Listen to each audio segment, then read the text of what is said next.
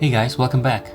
In the previous video, I introduced the SAAB 95 and went over some details and history. If you haven't seen that, make sure to check it out. I've been driving this car around for a few weeks now, and it has proven itself as a mechanically sound car. I don't think I've mentioned it in the first video, but I paid $700 for this car.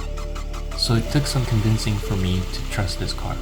I've been driving it just a little bit rougher than I usually do to surface some mechanical issues, but it's been taking it like a champ. So at this point, I am convinced it is a good car. Fingers crossed. Anyways, as you can see, it needs a very good cleaning. The first thing I tackled was dirt.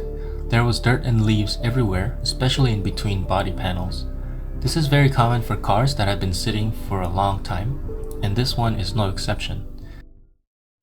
So I pressure washed all the big chunks out first, then got busy scrubbing away all the smaller dirty spots, in between the door panels, trunk panels, and the hood panel. After a lot of elbow grease and a whole roll of wipes, this is how they turned out. This was very easy to do, but it makes a huge difference.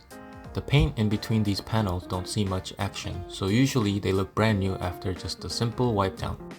Then I moved on to the carpet. There were yet again a lot of dirt and trash, but luckily there weren't any gum or sticky residue. There were, however, quite a bit of stains which needed cleaning.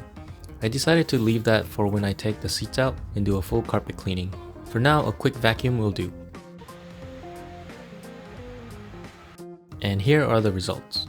They came out very clean. The gray mat is not really growing on me, so I think I'm gonna change the color to black in a future video. Then I wiped the seats down with some leather conditioner, and they came out clean as well.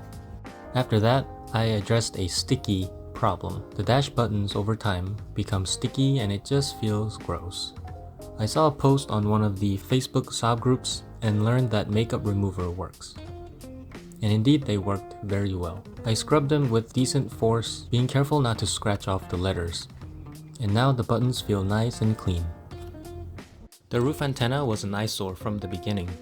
The Oklahoma sun was not kind to it at all, so I dismantled it to see what was underneath. I didn't find much. I think this is the antenna spot for GM's OnStar, but this doesn't have OnStar, so I don't have the antenna sticking up out of the car.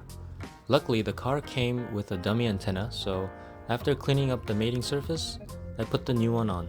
Much better. The sun was also not kind to the plastic side moldings.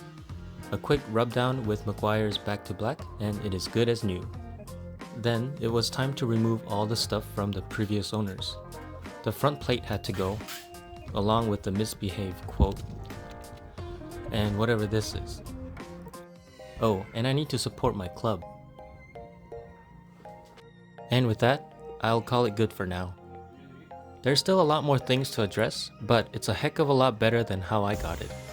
In the next episode, I should be fully moved into my new place and have access to a garage, all my tools and products, so stay tuned for the next episode.